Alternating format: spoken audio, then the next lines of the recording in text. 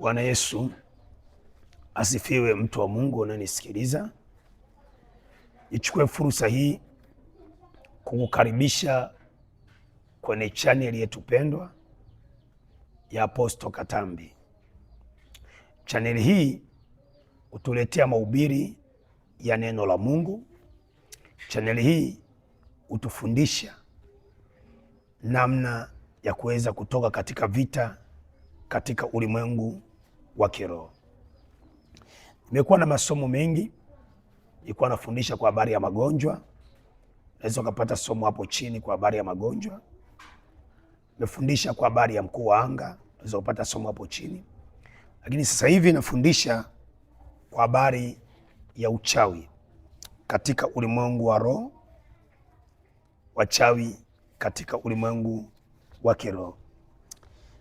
Leo tutajifunza kwa habari ya kurudisha vita malangoni. Kurudisha vita malangoni. Kurudisha vita malangoni. Wachawi wanapokuwa wanaroga huwa katika ulimwengu wa roho. Wachawi wanapokuwa wanaroga huwa katika ulimwengu wa roho, huwa wanatuma vita, wanatuma magonjwa, wanatuma mauti, wanatuma uharibifu katika ulimwengu wa kiroho. Kwa hiyo wachawi wanapokuwa wanaroga huwa wanatuma vita vya kiroho, wanatuma mashambulizi ya kiroho. Lengo lao ni kuua, lengo lao ni kuangamiza, lengo lao ni kuteketeza nafsi ya mtu uweze kufa au kuangamia katika ulimwengu wa roho. Yale mashambulizi wanayotuma huwa ni vita. Sasa leo nafundisha kurudisha mashambulizi yao waliokutumia kwenye biashara, yani maana yake walioroga kwenye biashara, walioroga kwenye ndoa, wakaroga mikosi, wakaroga laana, wakaroga roho ya kukataliwa, wakaroga roho ya magonjwa, namna kurudisha vita vyao kwenye malango yao ya kiroho. Kama ni mara yako ya kwanza kuingia kwenye channel yetu pendwa ya Apostle Katambi, nichukue fursa hii kukaribisha. Karibu sana kwenye channel hii, na ili upate vipindi vyetu vijavyo unaweza ukasubscribe channel hii. Hapo kwenye simu yako au laptop yako kuna sehemu, kuna maandishi yameandikwa subscribe. Bonyeza hayo maandishi, utakuwa ni mtu wa kwanza tunapotuma vipindi vyetu. Utakuwa ni mtu wa kwanza kupokea masomo yetu kwa wakati na kwa muda mwafaka. Na unaweza pia ukaweka komenti yako hapo chini katika video hii, ukaweka komenti yako na nitaisoma na nitakuombea katika jina la Yesu. Share video hii, like video hii. Mungu akubariki sana katika jina la Yesu. Kurudisha vita vya kichawi, yale waliokutumia, mapambano waliokutumia, magonjwa waliokutumia, mauti waliokutumia, namna kurudisha vita vya kiroho vya wachawi. Ukisoma katika kitabu cha Waefeso sura ya 6 mstari ule wa 10, maandiko yanasema, hatimaye mzidi kuwa hodari katika Bwana, katika uwezo wake. Na vita vyetu si juu ya damu na nyama, bali ni juu ya falme, mamlaka. Kwa wanapokuja kukushambulia, wakileta magonjwa, wakileta mauti, wakileta uharibifu, hiyo ni vita katika ulimwengu wa kiroho. Lakini Mungu ni mwaminifu, anatupigania vita katika ulimwengu wa kiroho. Sasa yale wanayoyatuma kwako wanania kukuua, wanayoyatuma kwako wanania kukuharibu, wanatuma kwako wanania kuangamiza maisha yako. Lakini sasa ninakupa mbinu ya kugeuza vita yale aliyokuroga mchawi yamrudie mwenyewe. Aliyeroga maskini umrudie mwenyewe. Aliyeroga mauti imrudie mwenyewe. Kitabu cha Isaya sura 60, vita vya kiroho huwa vinapigwa kwenye malango. Vita vya kiroho huwa vinapigwa kwenye malango, na yale mabaya ambayo mchawi amekusudia kwenye maisha yako, kuharibu ndoa, kuharibu familia. Maana unapoingia ndani ya nyumba usiku wakati umelala, huwa wanatamka mambo, huwa wanasema mambo, huwa wanasimamisha mambo. Asa ili kurudisha vita vile ambavyo walivyotamka katika ulimwengu wa roho kwenye malango, tunarudisha vita vyao kwenye malango. Kwa kama liroga magonjwa au mauti au laana, tunarudisha kwenye ulimwengu wa roho kwenye malango.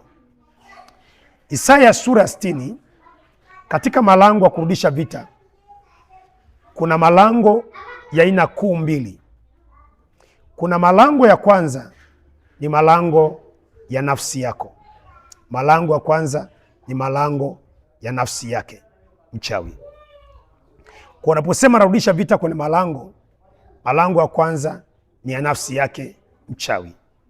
Lakini kuna malango ya aina ya pili, ni malango haya kwanza ya nafsi yake mchawi, ambao tunayapata katika Isaya sura ya 60 mstari wa 11. Isaya sura 60 mstari wa 11. Maandiko yanasema malango yako ya kiroho yatakuwa wazi usiku na mchana, ili watu wapate kuleta utajiri wa mataifa, wafalme wakipata kuongozwa pamoja nao. Anasema malango yako ya kiroho yatakuwa wazi usiku na mchana, ili watu wapate kuleta utajiri wa mataifa, wafalme wakipata kuongozwa pamoja nao. Tunaanza kuona hapa anazungumzia malango yako ya kiroho.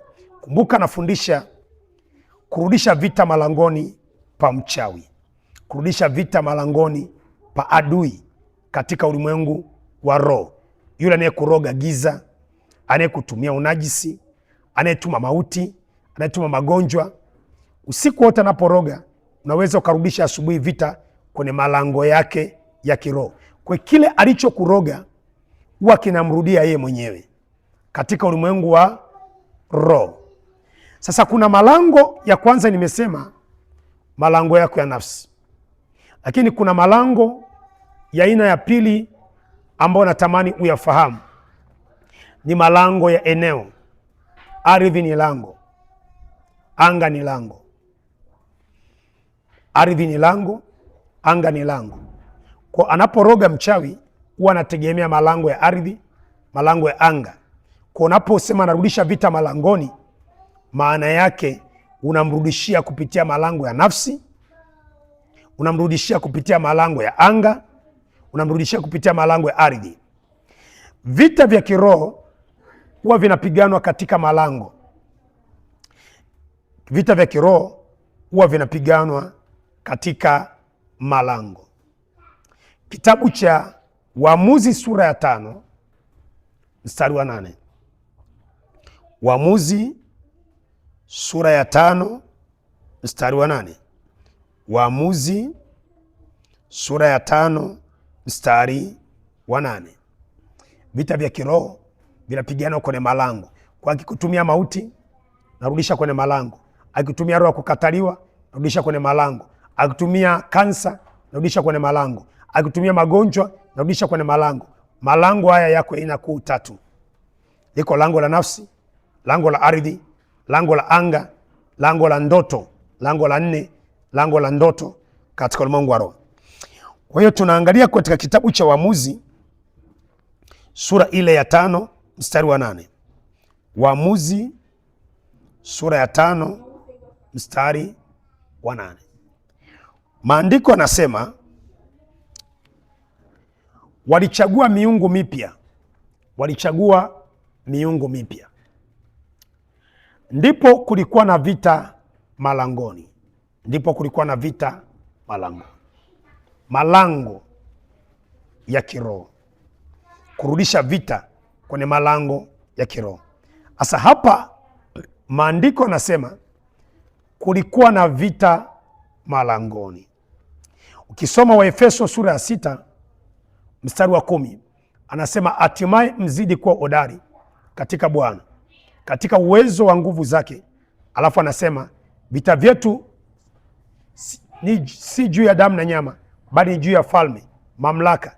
Lakini aielezei vita vya kiroho vinapigwa kwenye malango ya kiroho. Sasa tunaanza kupata picha, vita vya kwanza vinapigwa kwenye malango yako ya kiroho. Sasa mchawi anapokuroga huwa anatuma makombora. Mchawi anapokuroga huwa anatuma makombora, augue, aharibikiwe, ndoa yake ife, kazi yake ife, augue magonjwa. Sasa wewe utakachokifanya, unarudisha vita vyake kwenye malango yake ya kiroho. Maana yake kile alichokuroga kinamrudia yeye. Kama alikuroga ufukara, umaskini, kukataliwa, uharibifu, magonjwa, kutokuongezeka, kila anachokuroga unarudisha vita kwenye malango, kinamrudia yeye kwenye malango. Kama ni uchawi amekuroga, amekutegea, unamrudia yeye. Kama ni magonjwa amekutegea, yanamrudia yeye.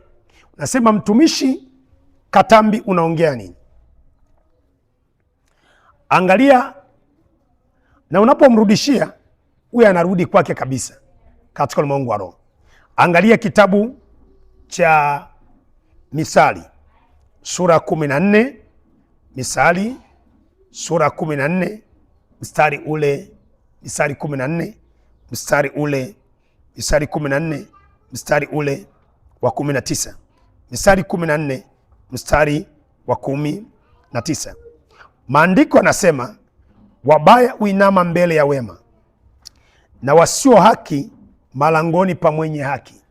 Kwa tunaona hapa nasema kwa habari ya wabaya, wakuu wa giza, wakuu wa anga, wachawi, falme za giza. Anasema uinama kwa wema, lakini anasema, anaendelea kusema na wasio haki malangoni ma mwenye haki. Kwa wakitaka kukutafuta ulimwengu wa roho, biashara yako, kazi yako, uchumi wako, wanakutafuta katika ulimwengu wa roho kwenye malango yako ya kiroho. Wakitaka kukutafuta ndoa yako, wanakutafuta ulimwengu wa roho kwenye malango yako ya kiroho. Ndio maana mchawi hawezi kukuroga bila kwanza kupita kwenye malango yako ya kiroho. Lango la ndoto akapita hapo. Asa pointi yangu nayofundisha leo kwamba kurudisha vita malangoni, yale mabaya waliokusudia kwa habari ya maisha yako, kwa habari ya kazi yako, waliokufunga usiuze, waliokufunga usifanikiwe, waliokufunga usiinuke kiuchumi, waliokufunga usiinuke kikazi, unaweza kurudisha vita kwenye malango yao ya kiroho. Kwa usiku mchawi anapokuja kuroga, usiku wa manane, wanaanza kuroga kuanzia saa 9 usiku kuelekea saa 10. Asa anaporoga, yamkini wewe umelala usingizi, yamkini wewe umelala usingizi. Kwa kinachofanyika kuna ulimwengu wa roho, wewe rudisha vita malangoni pa huyo mchawi, rudisha mashambulizi malangoni pa huyo mchawi. Asubuhi unapoamka unakuwa unaomba, nasema narudisha vita malangoni pake, narudisha vita malangoni pake, kwenye malango yake ya nafsi, kwenye malango yake ya ardhi, kwenye malango yake ya kiroho. Narudisha vita magonjwa yao, mauti zao, laana zao, nuksi zao, magiza lao, narudisha vita malangoni pao. Unaporudisha vita malangoni, Uwezi amini mpendwa, kile alichokuroga kinamrudia mwenyewe. Kile alichokutamkia kibaya kinamrudia mwenyewe. Kwa katika vitu ambao wachawi wanachukia, we mwache tu aroge. Mwache aroge. Wewe rudisha vita malangoni kwenye maombi. Ukirudisha vita malangoni kwenye maombi, kile anachokiroga kinaharibika chenyewe. Na sio kwamba kinaharibika, kinamrudia mwenyewe. Kama alikutumia magonjwa, yanamrudia mwenyewe. Kama alikutumia mauti, yanamrudia mwenyewe. Kama alikutumia laana, inamrudia mwenyewe. Naomba unifuatilie katika chaneli yetu pendwa ya Apostle Katambi katika kipindi kijacho kwa kusubscribe channel hii. Share ujumbe huu, wape ujumbe watu mbalimbali. Mungu akubariki sana. Leo nimefundisha namna ya kurudisha vita malangoni pa wachawi. Vita leo kutumia wachawi kurudisha malangoni pao katika ulimwengu wa roho kwa jina la Yesu aliye hai. Karibu katika kipindi kijacho. Mungu akubariki sana kwa jina la Yesu aliye hai. Amen.